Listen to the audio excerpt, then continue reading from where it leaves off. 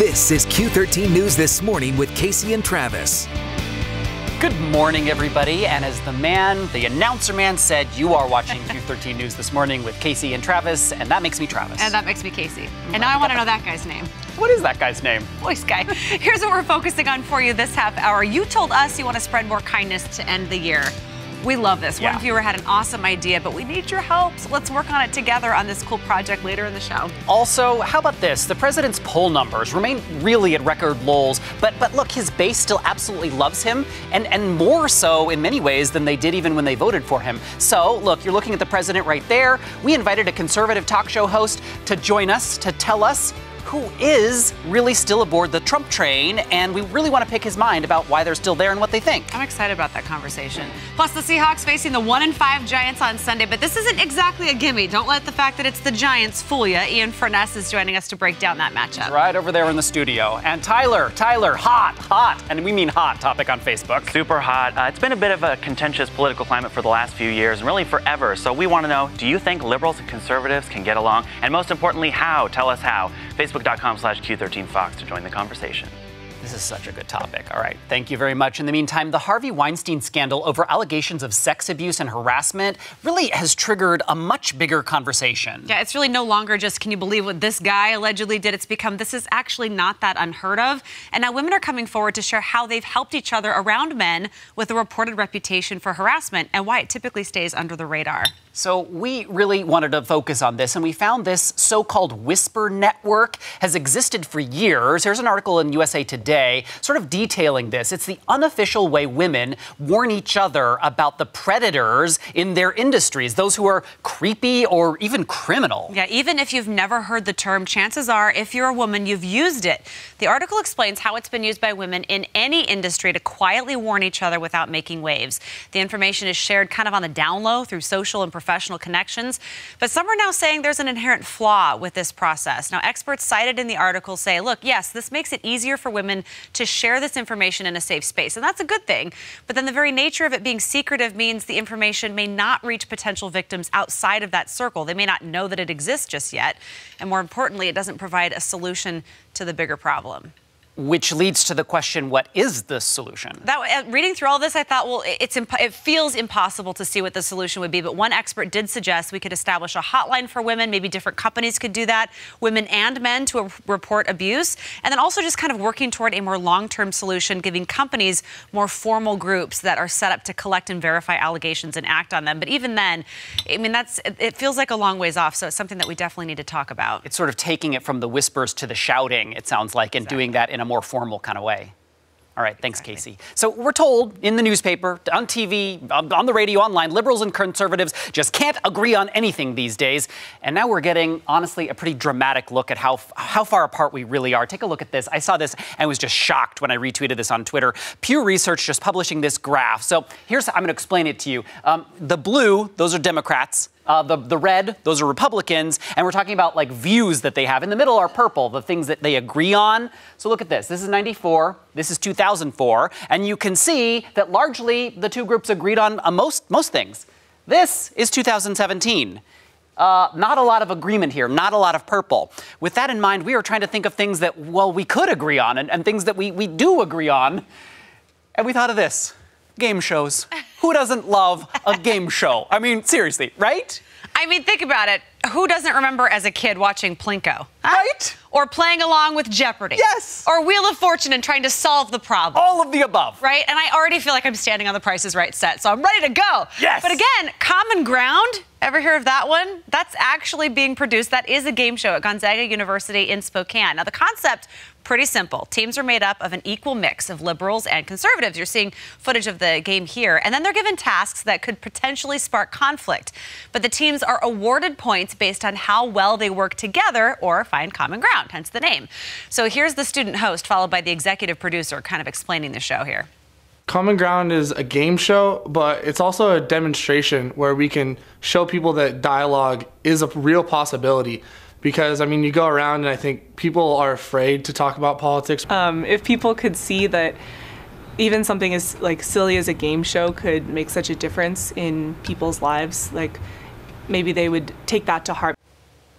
So kind of a cool concept, right? So take a look at your screen here. Here's how you can watch it. Common Ground is the name. It's watchgutv.com, and it's coming up October 27th at 5 p.m. Travis, this is your alma mater. Yeah. You must be proud. I really am. They have such a cool TV program, and this idea of a game show to really further dialogue politically. I'm excited to watch the whole thing. We should do something like that here. I would love it. You would be an amazing game show host, by the way. Too competitive. Even as the host, I'd compete. Okay, well, speaking of competitive, think about this for a second. How often do you touch your phone every single day? 1, 2, 3. Oh, it's a lot. Researchers at San Francisco-based consulting firm D-Scout actually recruited a whole lot of smartphone users, like several thousand, and they added tracking devices to their phones, and they measured every single tap and every single swipe, every single click and type, and what they discovered. Oh my goodness, take a look at this. It's right over here on the big screen here in a second. It's the average user actually touches the phone 2,600 times every day. All right, we didn't have it on the big screen, but take my word for it, 2,600 times every day. And the heavy user, 5,400 times. 5,400 times. Can you say addicted? Yeah, seriously. Which means, there might actually be something we need to do about this. There's actually a growing number of people who say we need to take a break because this is an addiction. And we were really kind of shocked to find that some of those pieces and some of those people worked in the business. Here, look at this. This is from The Guardian. This is some of the folks who actually made those things that really make us addicted to our phones and are feeding our addiction. Here's the headline. Our minds can be hijacked to the tech insiders who fear a smartphone dystopia. This guy, for example, he invented the like button on the Facebook app. He now will not actually install social media apps on his phone at all, and he locks his phone away as often as he can. Then there's a Google employee, according to The Guardian, dubbed a rogue and whistleblower. He just gave this TED Talk where he revealed tech companies use psychology to prey on our minds for their profits. And then there's the guy who invented this over on Twitter, the pull down feature, to refresh and get your new tweets or Facebook posts.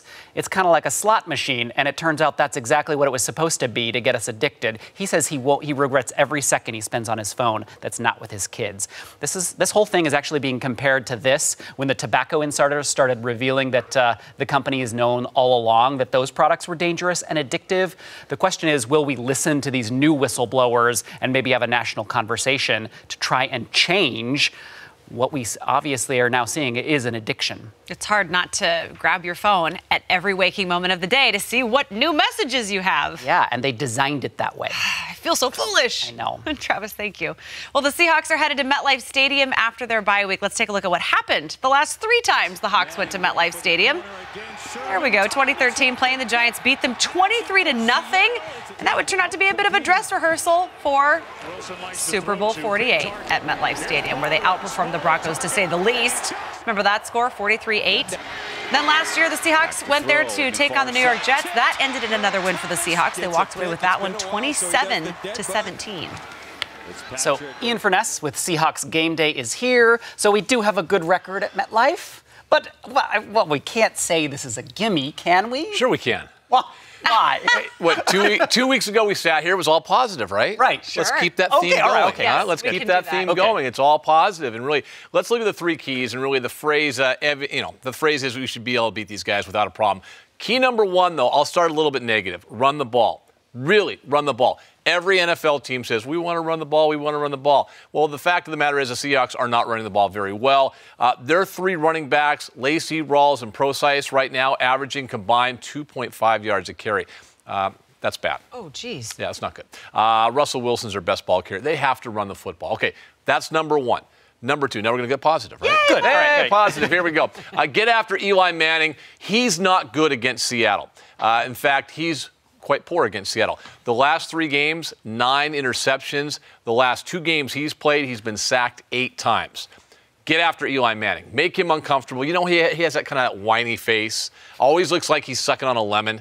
I didn't want to say anything, but I'm going to thank you. Yes, Thank he has you. that look about him. So when Frank Clark or Michael Bennett smacks him around a little bit, he's going to have that look on his face. He's got bad wide receivers right now. His top 3 guys are all out, and he's going to really have a difficult time against Seattle. Hope he's not watching right now. Well, I heard he's a big viewer of you guys. Well, big yes. fan. Yeah, that's the word on the street. Big fan of the Travis and Kaci show.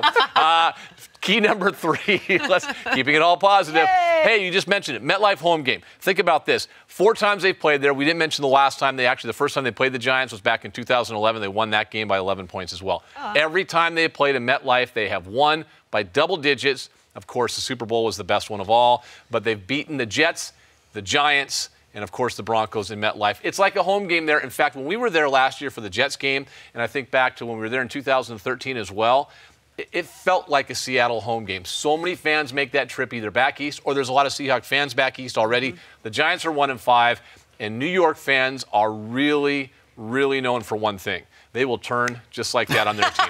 And so as soon as it gets ugly and out of hand, or as soon as Seattle does things well, it will turn into a Seattle home game. I'm going to try to ask this question in a positive way. Okay. But the term "any given Sunday" exists for a reason, and especially it seems to fit this team this year, where there are games that we're supposed to win that we end up being nail biters for the entire time.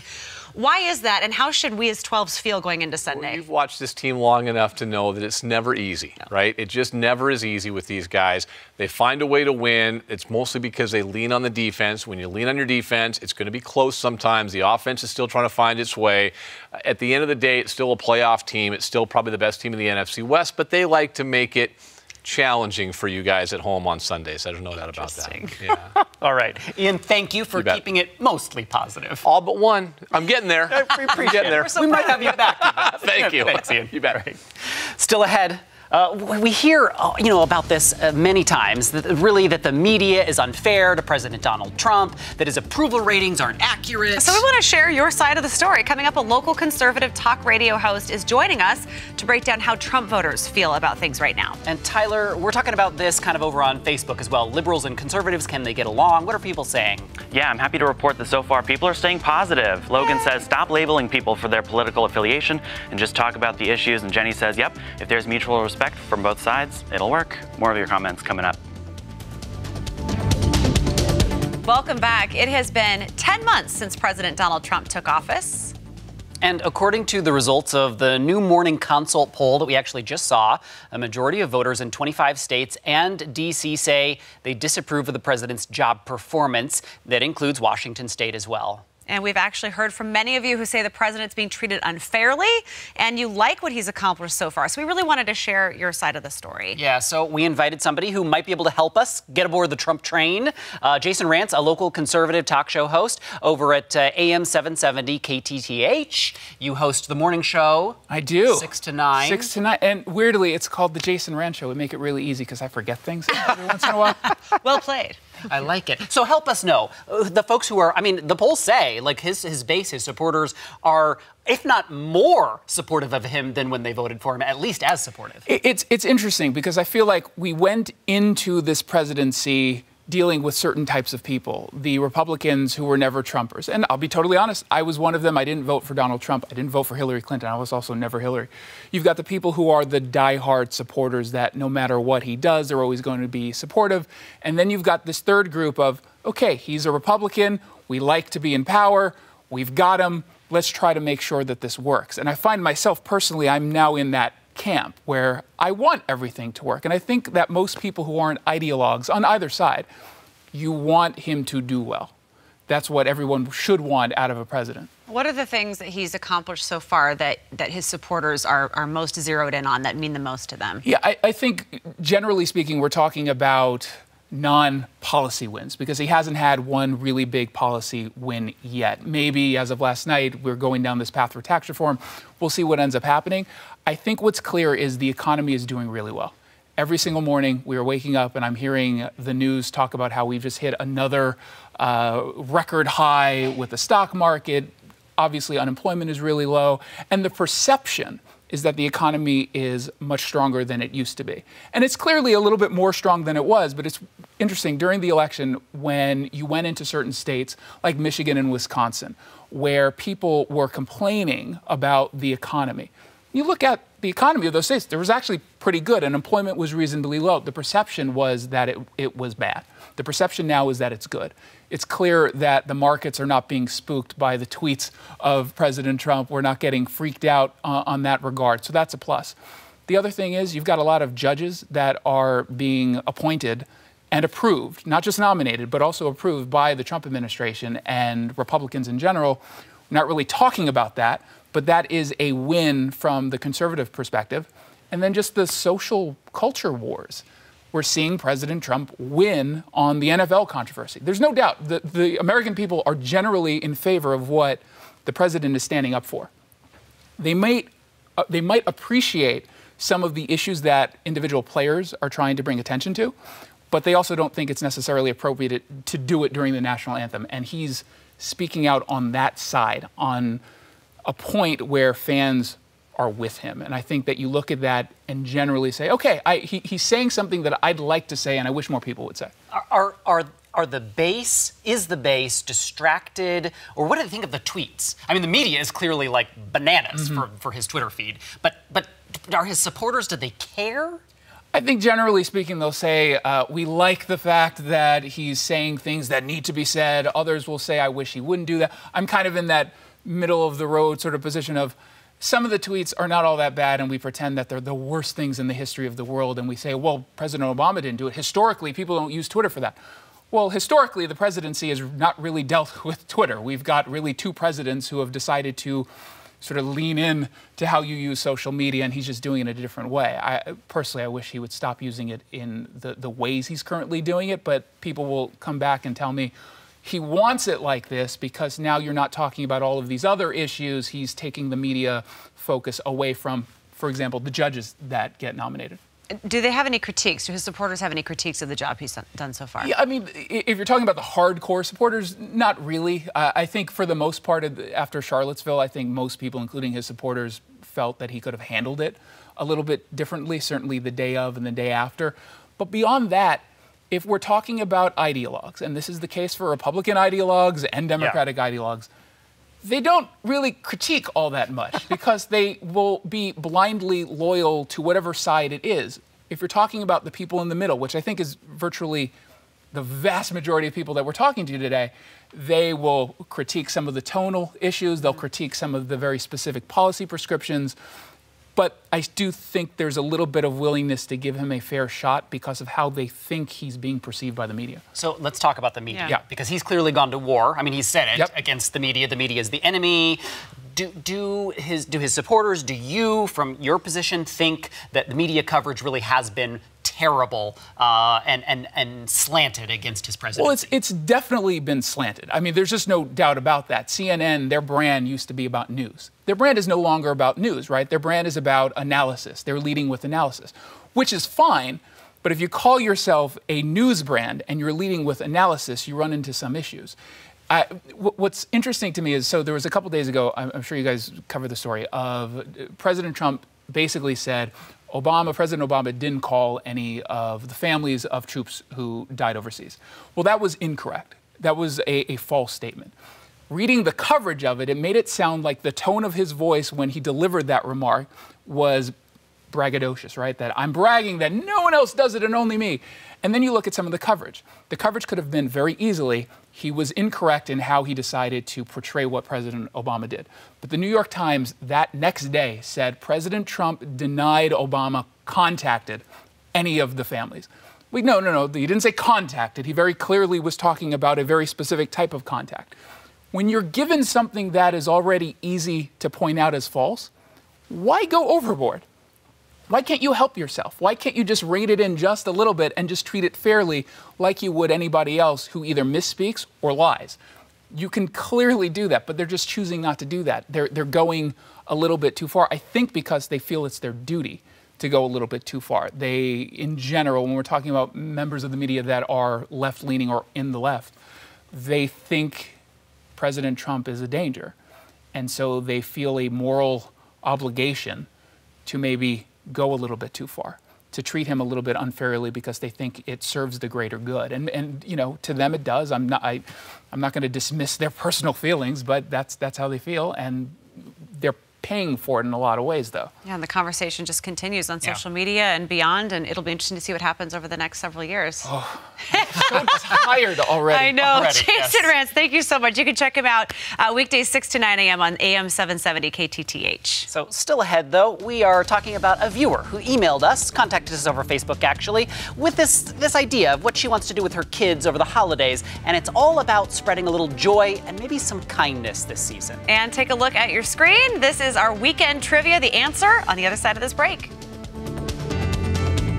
All right, welcome back. Take a look at your screen. Here's the weekend trivia. What's the most dangerous food to eat while driving? Did you have a guess? I guessed potato chips for some reason. No, I think that's good because it's like falling in your lap and like you're trying to find it and whatever. What did you guess? Taco, because I just can't imagine Seems a hard more. shell like biting into it and just disintegrates and then you're like driving off the road. It seems bad to me. Don't give Travis tacos. No. What is the answer, producer? You're right! Oh my God! You're the winner! I finally win! You're the winner! Oh, I want to thank everyone who made this possible. I really appreciate it. Our producer goes, calm down. Well, thank you. Yeah, well done. For the win. Well done. Well, the holidays are approaching, and maybe you're looking for something a little bit different to do with your family. Yeah, a viewer, her name is Cindy. She actually Facebooked us about this project she's working on with her kids. We thought it was a really great idea. She's putting together a calendar, and on each day, she's writing a small act of kindness that she and the kids can do during the holidays. So take a look at this. She actually asked us to post over on Facebook. She said, you know, I would love to get some suggestions of what to do. We got dozens and dozens of ideas. So here are just a couple of them. And here's one. Spend a day smiling at every person you see. That's super free. Super free. Hand out candy canes during errands. Make cards for the neighbors, veterans, friends. Maybe visit a nursing home, an animal shelter, or a soup kitchen. So we would love to have your ideas to help make this project awesome. So go to Facebook and tell us, you know, how to spread some kindness. And maybe take this idea yourself and do it with your kids. It's easy to do, and you don't have to worry about messy chocolate everywhere like the other calendars. That's exactly right. I like it. I am afraid to ask, but so far things have been going well. What are people saying? Yeah, do you think liberals and conservatives can get along? Most people are staying positive. Shirley, on the other hand, says never. They can never get along, not as long as we have two parties. We should just dissolve the whole system and start over. So that's an interesting idea. Yeah, that is an interesting idea. But like I said, a lot of people staying positive. Mel says, drop the hate talk. Stop attacking one another. You just need to work together to really come to the meat of the issues. And Jenny says, my best friend of 20-plus years is a liberal. I'm a conservative. We get along great. Politics have never gotten in the way of their friendship. And I think talking is something that's really important. We say you just need to be able to have conversations with people. Stay off social media. Yes, have Don't conversations in person. Real life. Yes. I mean, unless it's on our Facebook page with Tyler. That's right. Then, that's a good then we box. like it. Yeah. Then we definitely like it. Yeah. So do you think a majority of people were like, yes, we think? Yeah, they think it's positive. Will it happen? They're not so sure, but Yeah. they think it's possible. Absolutely. Okay. Awesome. Thank Thanks, you, Tyler. Very course. much. Appreciate Good it. weekend, everyone. We'll see you sometime. Oh, wow. We're playing Backstreet Boys. Backstreet Love it. Boys. He said.